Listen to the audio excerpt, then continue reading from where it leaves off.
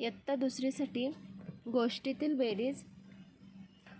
प्रश्न आहे, उदाहरण वाच. पाटीवर दशक एकक रखाने आखून योग्य ठिकाणी अंक लिहून बेरीज कर. पहिला प्रश्न आहे इथं, एका माळावर 24 गायी आणि 28 म्हशी चरत होत्या, तर माळावर एकूण किती गुरे चरत होती? तर यासाठी आपल्याला दशक एकक ची पाटी तयार करून घ्यावी लागेल.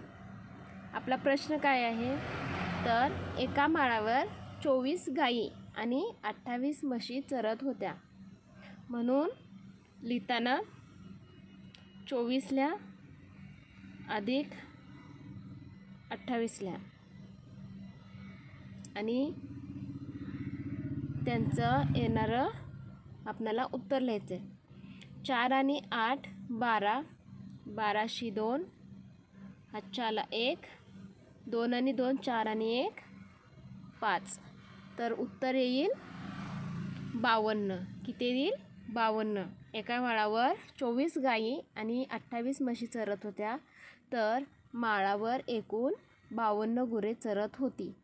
अशाच पद्धतीनं दुसरं गणित सोडवूया. सलमाने काल 34 रुमाल शिवले, आज तिने आणखी 38 रुमाल शिवले, तर सलमाने 2 दिवसात मिळून किती रुमाल शिवले?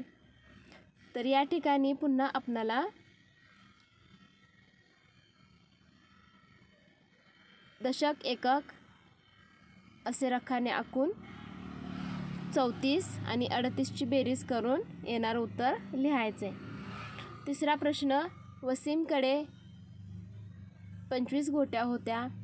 आज खेळात त्याने 13 गोट्या जिंकल्या, तर आता वसीमकडे किती गोट्या आहेत? तर ही आता वसीमची गोष्ट आहे.